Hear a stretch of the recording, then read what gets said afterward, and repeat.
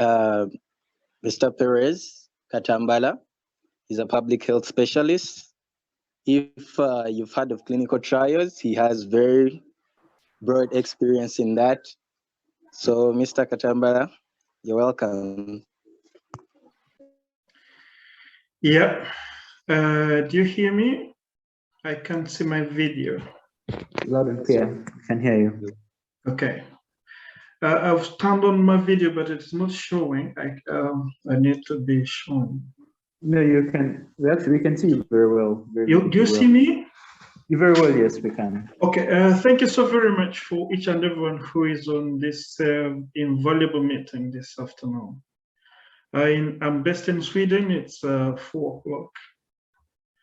And yeah, I am tasked to talk to you about advancement in the different careers, most especially if you are looking to attain one of the highest academic qualification, that's a research degree or a PhD. And I will start by introducing myself, just as I have been introduced. I am Katambala Perez. I'm a Ugandan, but currently based in Sweden. And I am currently an associate researcher with an organization called the Knowledge Exchange Hub here in Sweden. And in this, we are basically trying to link students from the West to students in the global South, most especially in Africa.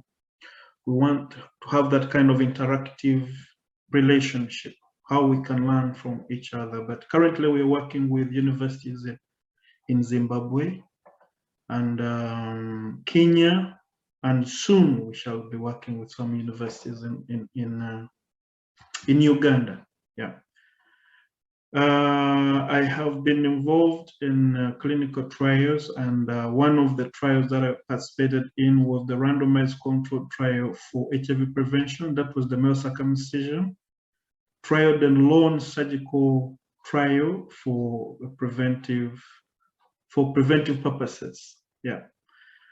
I came to Sweden in 2014 to do my master's in public health at Lund University.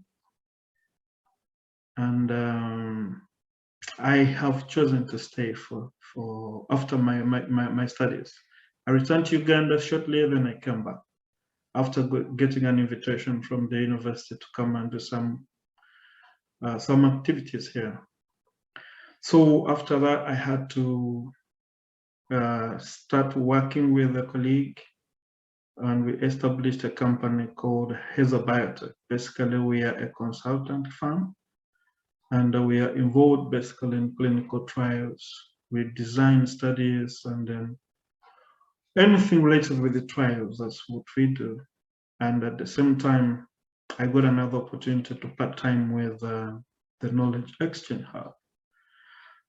Yeah, that's a simple synopsis of who Perez is. Now, for purposes of today's conversation, I'm going to center my discussion around a PhD. Primrose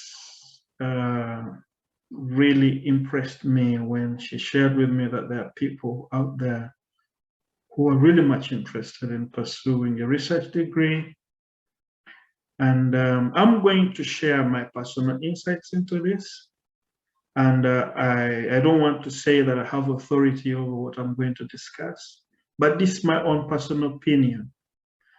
And I would like to start with one most important thing, which will either make or break your PhD journey. Do you really need a research degree as an individual?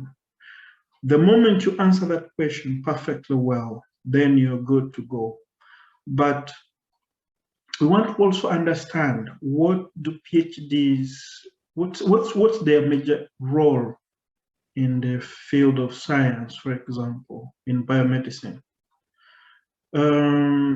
Most of the students who do take up this challenging academic later, they work so hard And some of them actually come up with very good breakthroughs from their projects. And some of them do not come up with success stories. But that said, it is still a good thing to try out, because it is like you're getting a license to become an independent researcher for the future.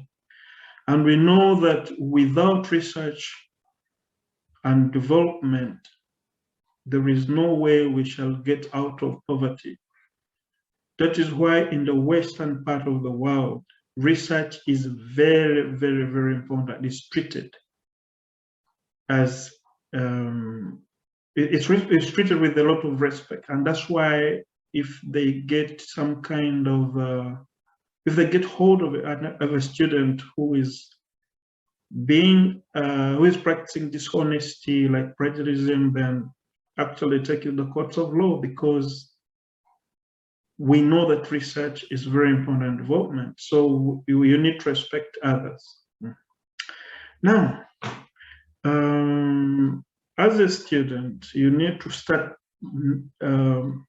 determining your career right now, your future. Where do you want to settle? Do you want to become an independent researcher alongside your clinical work? Or you want to be a full-time researcher? Those are some of the things you need to be preparing for right now.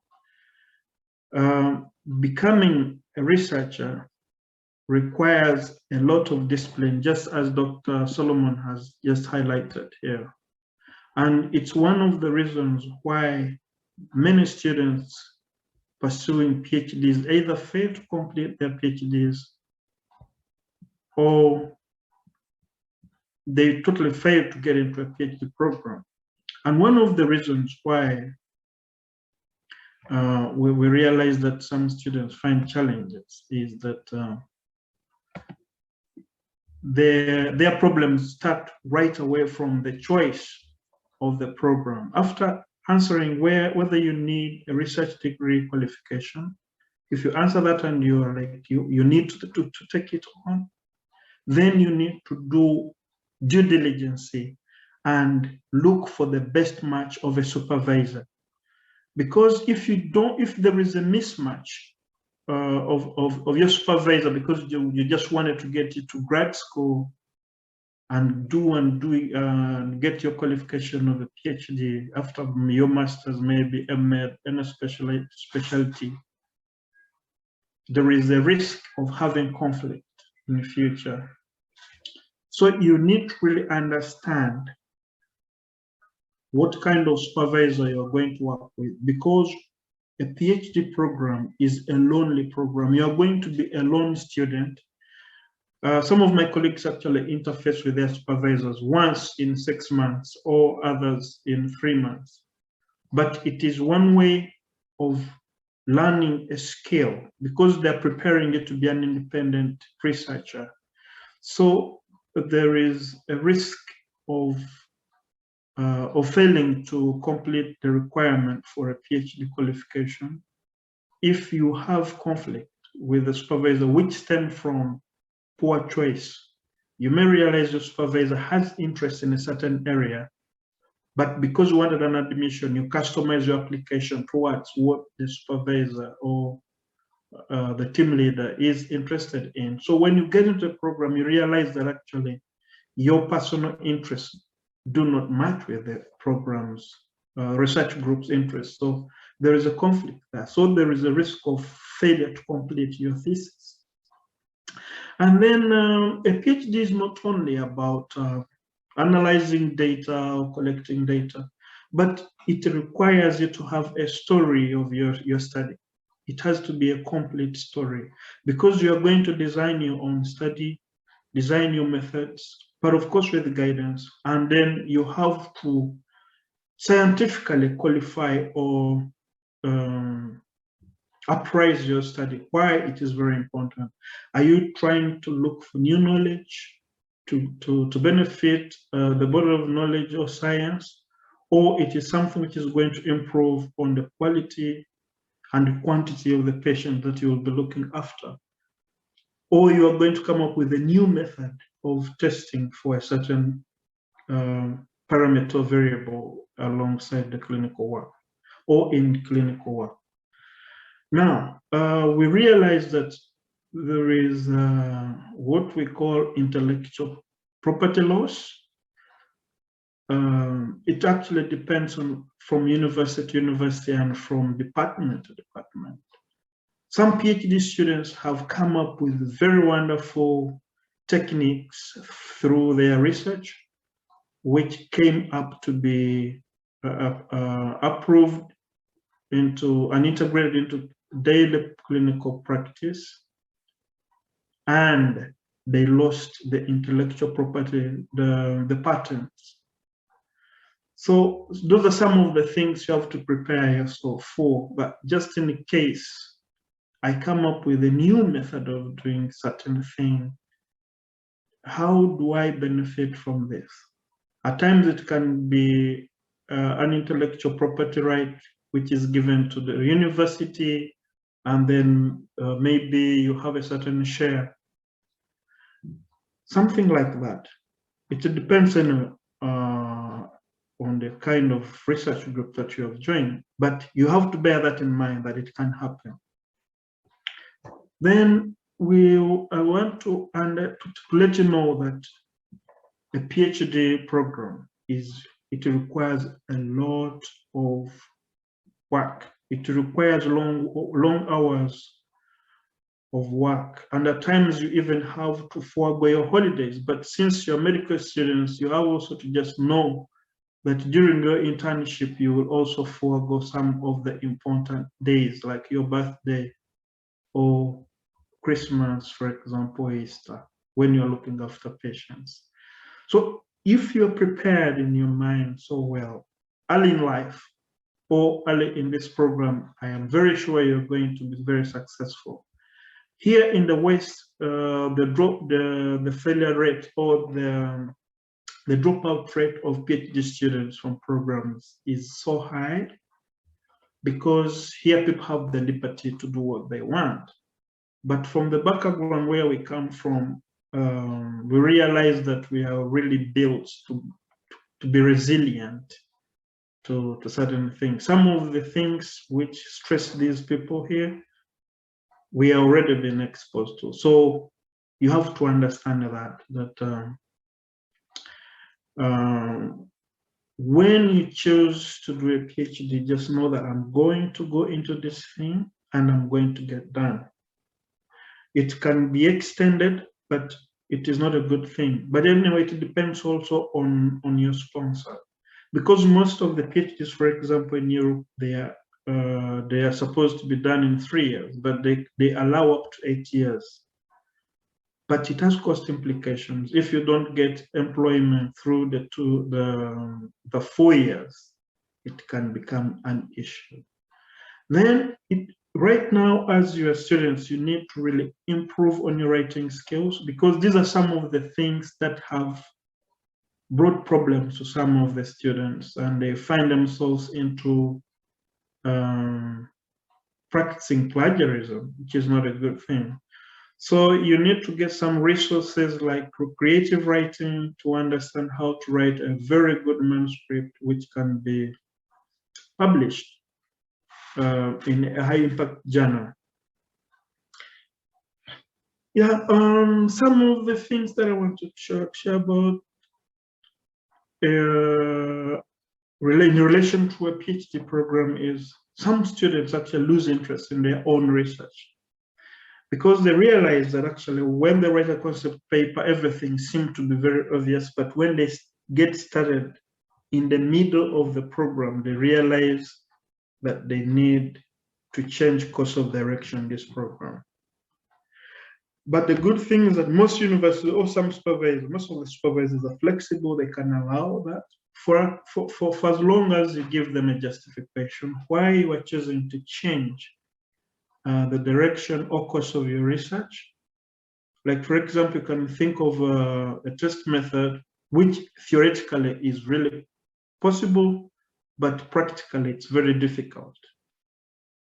Like, for example, if you are choosing to study some rare diseases and you are taken on as a PhD student, you may find that You are going to have very few patients, maybe. You are going to be involved in your study.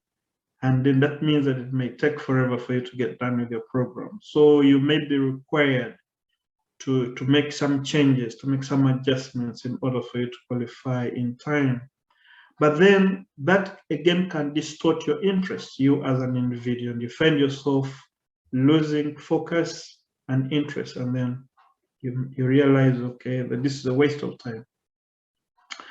Then before you think of doing a PhD, you need to, it's really good for you to build some experience, to gain some experience, hands-on experience, because outside of school, just as Mr. Samaganda said, there are things we learn outside of class environment, like personal management, time management, how we interact with people, how we interpret things. We develop a lot of other skills that are outside of the classroom environment.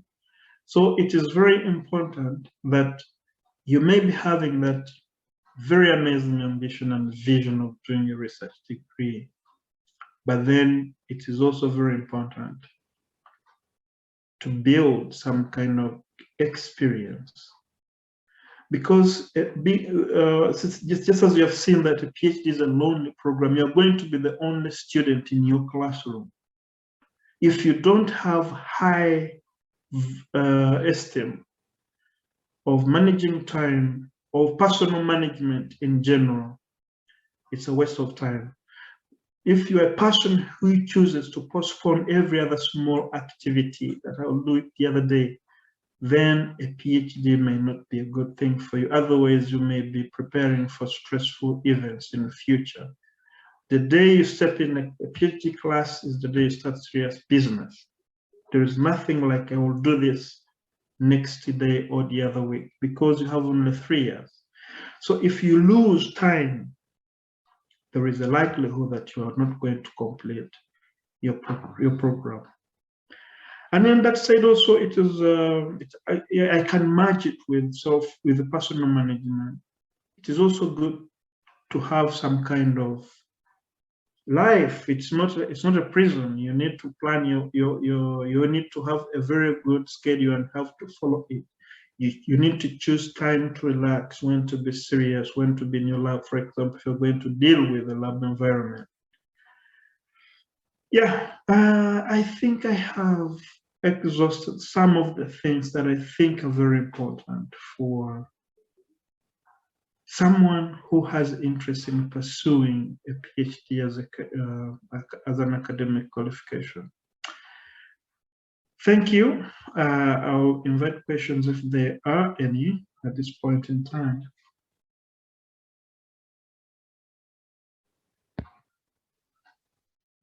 Thank you, Mr. Perez, for that insightful talk.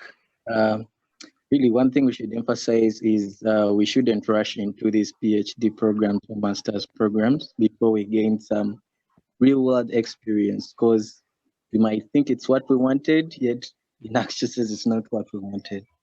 So we have many biomedical scientists on the call. We have many medical students on the call, and they all may be interested in research. Now, I would want to shift this to biomedical scientists. How can the biomedical science force of Uganda be improved in terms of capacity building, so that we see more breakthrough science in this country? What do you think should be done? What can be done in Uganda to improve biomedical research? Yes.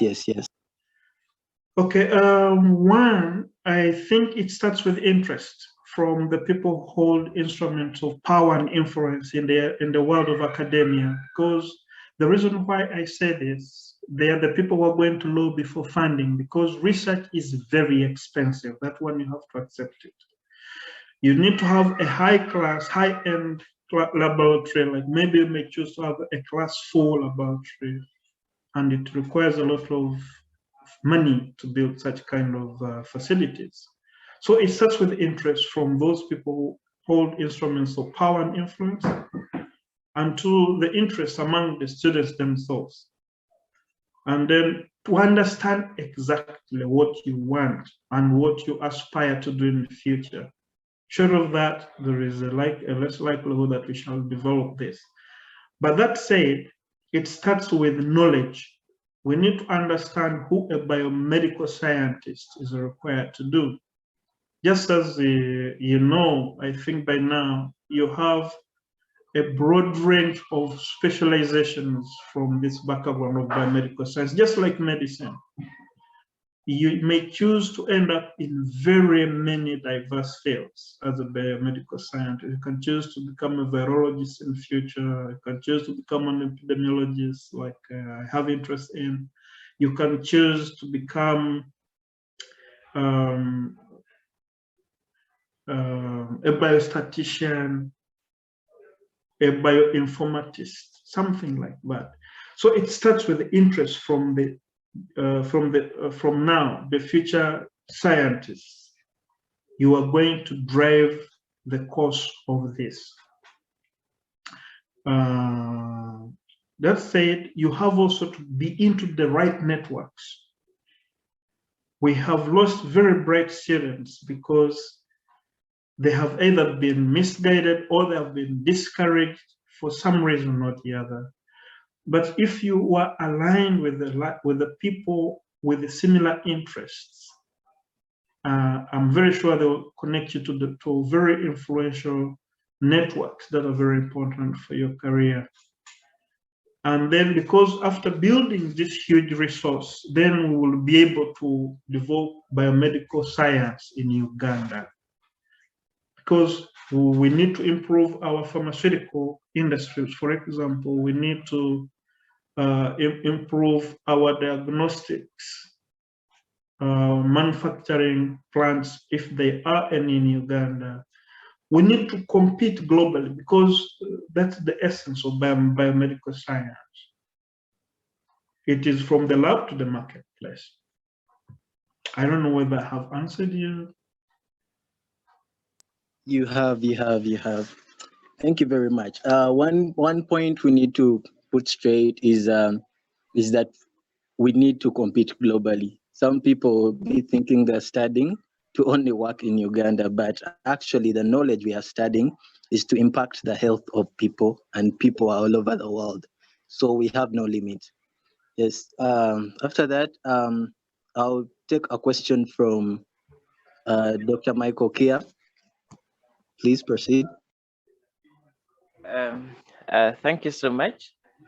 Actually, my concern is lack of grant opportunities, especially for undergrad students. Makerere University prides itself in being a research-led university, but there are limited opportunities. Actually, there are no opportunities for undergrad students to take part in research. Take for instance, for myself, I have written a research proposal, and my research budget goes for about 20 million. I've been around lecturers and I've always received discouragement that is too much for an undergrad student. Yet my same counterparts in other universities abroad are doing way beyond that, in that they are assigned to professors who are always helping them out to do the kind of research. They are sent out to different organizations where they're part of different research. There are always grants that are competed for. So that is a lot of challenge. That's a lot of that's a big challenge to the undergrad students, because first of all, it discourages that kind of spirit that they do have. Yeah. Okay, to add on, in Uganda, since we are still having constraints economically, we realize that we get very little funding for research to public universities, to say. In the Western world, for example, universities run very huge budgets. They have a lot of grants.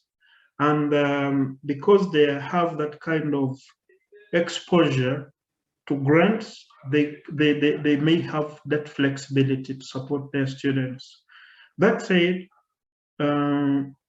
most of the research projects in the Western world, they are also supported by external funders, like industries or manufacturers. For example, you may realize that they may be interested in studying some kind of aspect, and they may choose to partner with the university, and the university identifies a student who can do the work for them. That is not yet there in Uganda per se. We don't have that kind of research-driven industries in Uganda.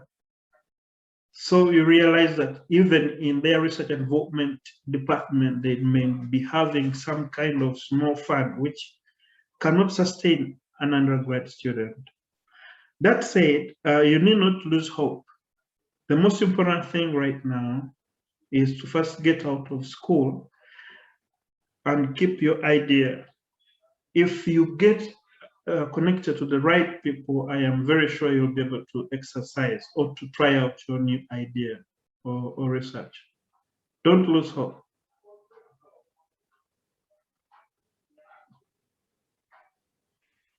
Thank you, Dr. Perez, for that. We have a question from Ronald Olum, but before you ask, I would want to ask this question. Is there any way we can get involved with Knowledge Exchange Hub? Because we seek for these opportunities to develop our capacity also. Is there a way we can connect to them and exchange knowledge? Knowledge Exchange Hub, I think it has very great future potential, but it is just a recently formed organization, and that's why they outsourced for me to help them somehow with some projects.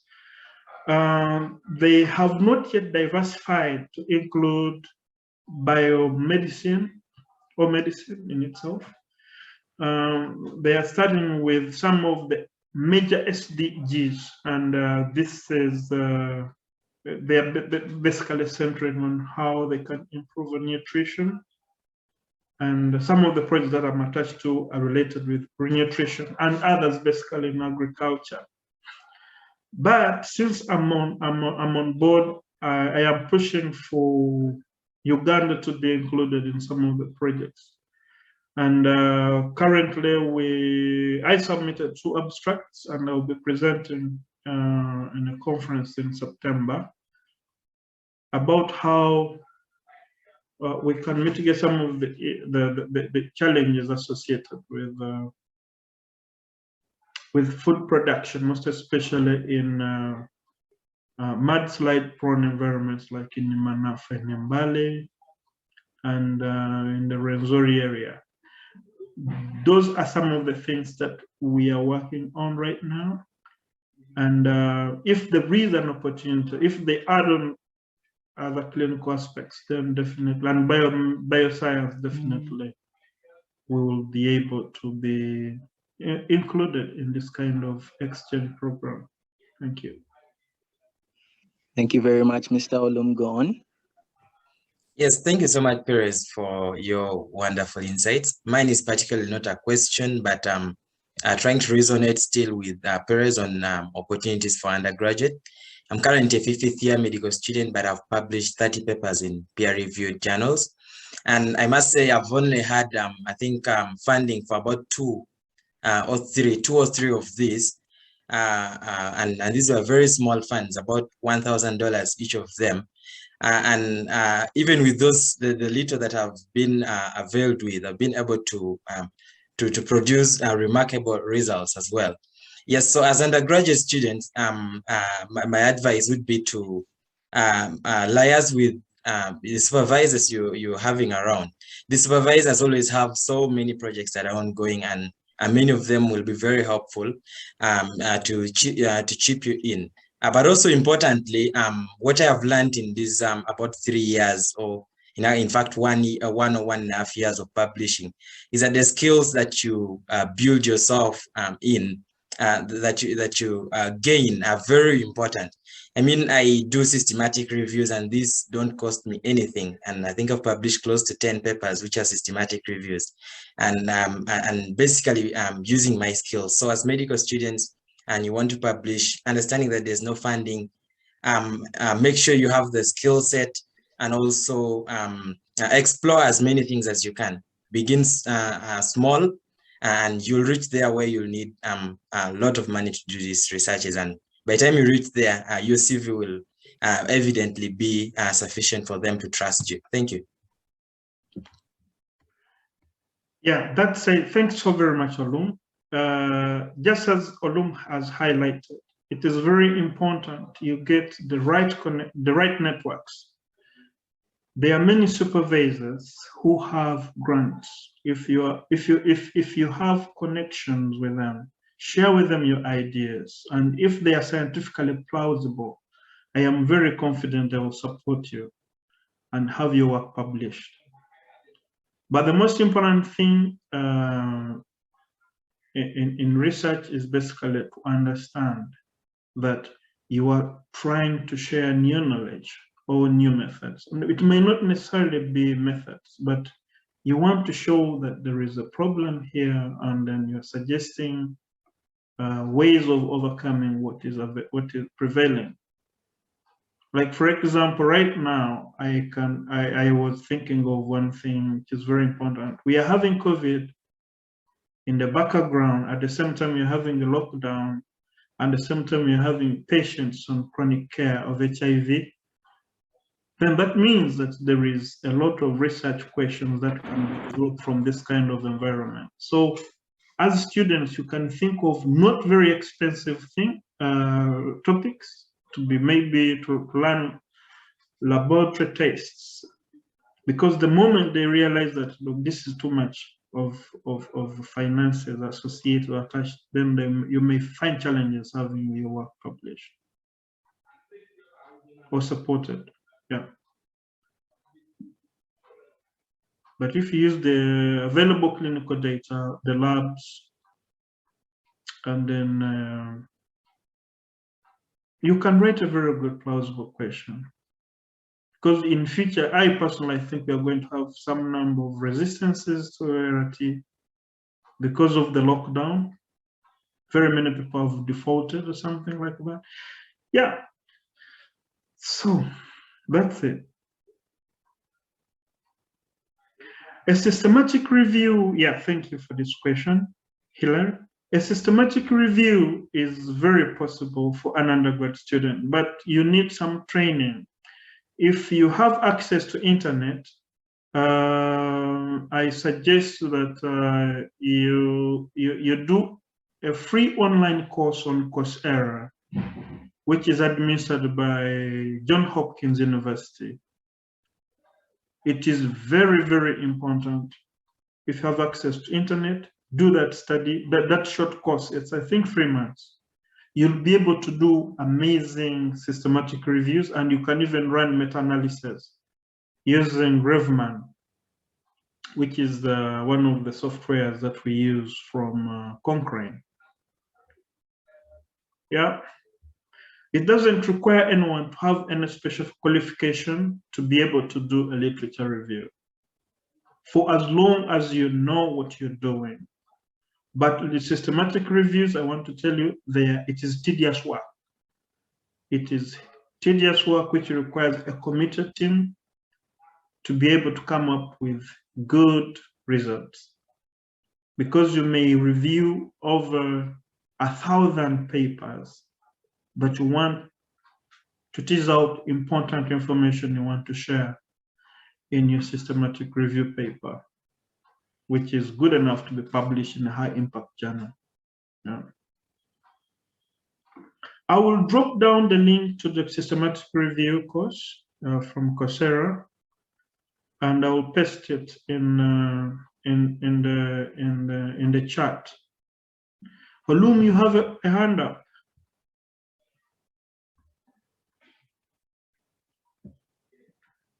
Olum, you have raised your hand up. Oh, I forgot to put it down. Sorry. Okay, yeah. Yeah.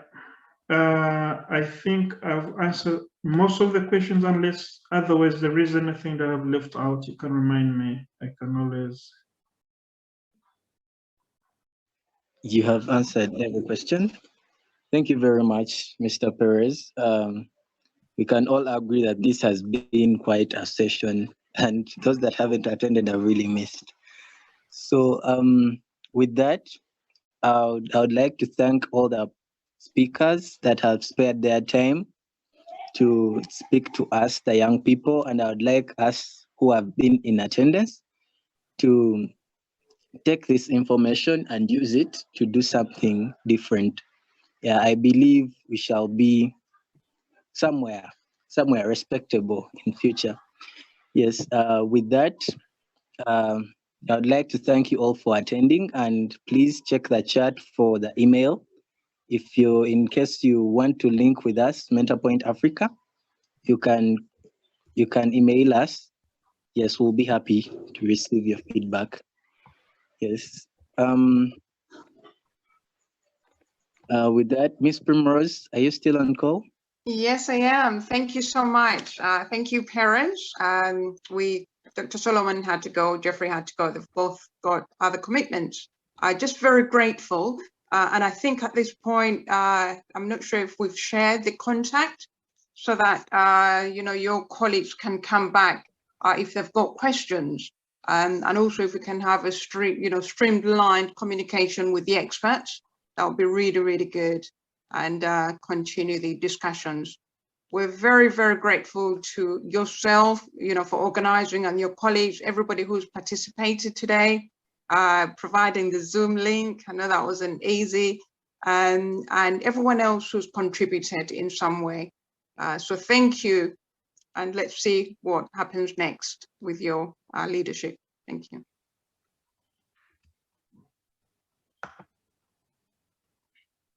Yeah, before we close, I want to drop down a link to the Introduction to Systematic Review and Meta-Analysis. That's okay. Please go on.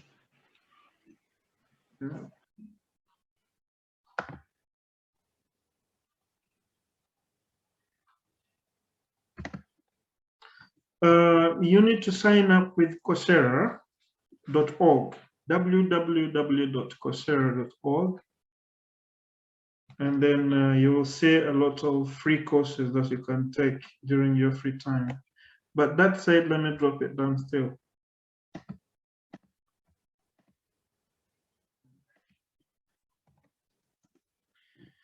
Yeah.